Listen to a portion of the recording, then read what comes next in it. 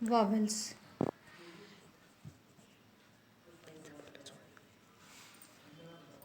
स्वर। आज का टॉपिक हमारा है स्वर, वॉवेल्स। हमारे जैसे कि हिंदी में होते हैं स्वर और इंग्लिश में होते हैं वॉवेल्स। अल्फ़ाबेट्स हमारे कितने होते हैं टोटल? 26। तो स्वर और व्यंजन ये दो होते हैं हमारे हिंदी में। जैसे हमारे इंग्लिश में होते हैं ना अल्फ़ाबेट्स, ऐसे ही हमारे हिंदी में वर्ण होते हैं। ठीक, तो अब हम सबसे पहले ले रहे हैं स्वर। तो स्वर क्या होते हैं? जिनमें मतलब किसी दूसरे की सहायता ना लेनी पड़े, मतलब वो स्वतंत्र होते हैं, पूर्ण रूप से स्वतंत्र रूप से बोले जाने वाले वर्ण स्वर कहलाते हैं। परंपरागत रूप से इनकी संख्या 33 मानी जाती है। उच्चारण की दृष्टि से इनमें केवल 10 स्वर हैं, जैसे ए, आ, ई, बड़ी ई, ऊ, बड़ा ऊ, ए, ओ, औ। स्वरों का वर्गीकरण इनके 3 हैं।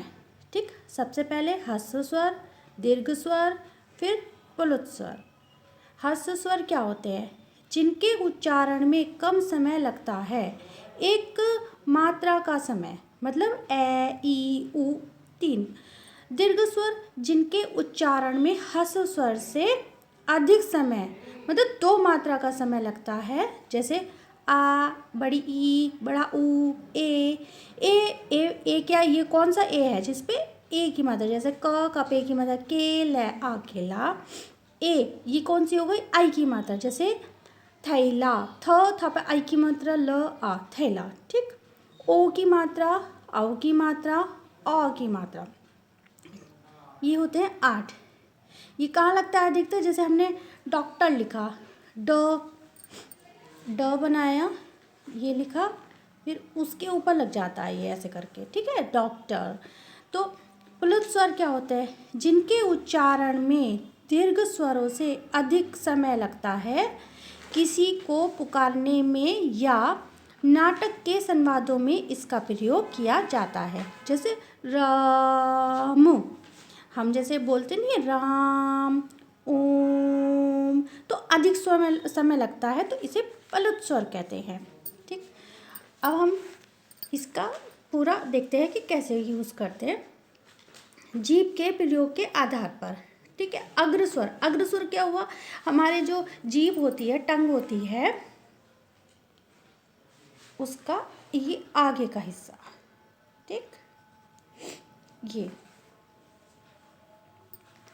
जिन स्वरों के उच्चारण में जीभ का अग्रभाग, मतलब आगे का हिस्सा काम करता है, ई बोलते हैं ना, जब ई, बड़ी ई, ए, तो वो कहाँ जाके लगता है? नीचे जीभ, और जाके लगती है हमारे दांतों पे नीचे वाले हिस्से में।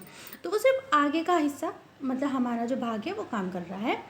मध्य स्वर मतलब बीच में लगने वाला। जिन स्वरों के उच्चारण में जीभ का मध्य भाग काम करता है, ए, मतलब हमारा मुंह आधा खुल के रह जाता है, तो वो ए। पश्च स्वर। पश्च स्वर का मतलब होता है पीछे का भाग। जिन स्वरों के उच्चारण में जीभ का पश्च भाग काम करता है, आ, ऊ, ओ, औ, तो मतलब इन्हें बोलने में हमारे ओ वाला साउंड निकल के आता है, हमारे होठ ऐसे बन जाते हैं राउंड को। ठीक, अब आता है मुख्य द्वार। मुख्य द्वार मुख विवर के खुलने के आधार पर। ठीक, विवृत। विवृत मतलब क्या होता है? जिन स्वरों के उच्चारण में मुख द्वार पूरा खुलता है, उन्हें क्या कहते हैं? जैसे कि हमने बोला आ, ठीक है, जा, खा, इस टाइप से, मतलब जो बोलने पे आ का साउंड देते हैं, वो विवृत स्वर कहलाते हैं। अर्ध विवृत, आधे, मतलब अर्ध से सीधा ही पता चल रहा है कि आधा। ठीक, जिन स्वरों के उच्चारण में मुख द्वार आधा खुलता है, ए, मतलब नहीं जोर पड़ा ना, हमारे अग्रभाग का हिस्सा काम कर रहा है जिह्वा का, और मुख थोड़ा खुल रहा है, जैसे कि ए, ओ, आ। ये क्या हो गया हमारा अर्धविवृत मतलब हाफ। संवृत क्या होता है? संवृत जिन स्वरों के उच्चारण में, उच्चारण मतलब प्रोनाउंसिएशन, जैसे कि हम जिन वर्ड्स को किस तरह से बोल रहे हैं, क्या कर रहे हैं, वो चीज़, ठीक। मुख द्वार लगभग बंद रहता है, ई उ ऊ। ये जो वर्ड होते हैं हमारा मुख्य द्वार जो मतलब अधिकतर बंद ही रहता है, ज़्यादा जोर नहीं पड़ता हमें बोलने में, तो वो होते हैं संवृत। अर्धसंवृत होते हैं ए ओ, आगत व्यंजन होते हैं च, उनके नीचे क्या होता है हमारा बिंदु लगा होता है फ बिंदु।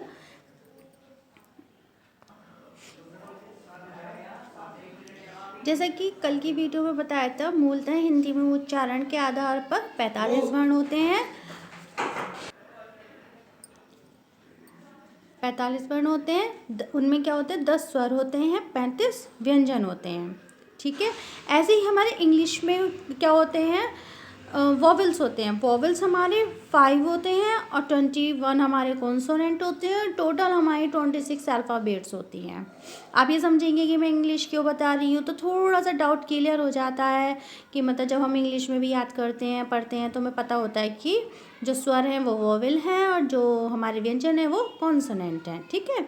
तो लेखन के आधार पर 52 वर्ण हैं, लाइक 52 बोल सकते हैं हम हिंदी में, अगर किसी को समझ में ना आए तो।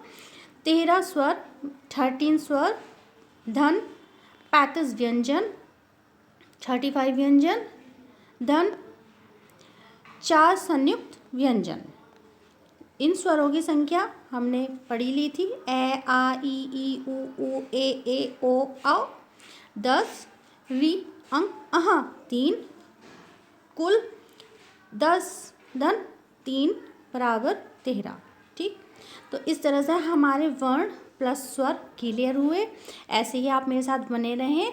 मैं कल आपके लिए नेक्स्ट वीडियो अपलोड करने वाली हूँ, उसमें मैं आपको सघोष अघोष अल्पप्राण महाप्राण ये बताने वाली हूँ। आप बने रहें मेरे साथ मेरे कुहू स्टडी पॉइंट चैनल पर।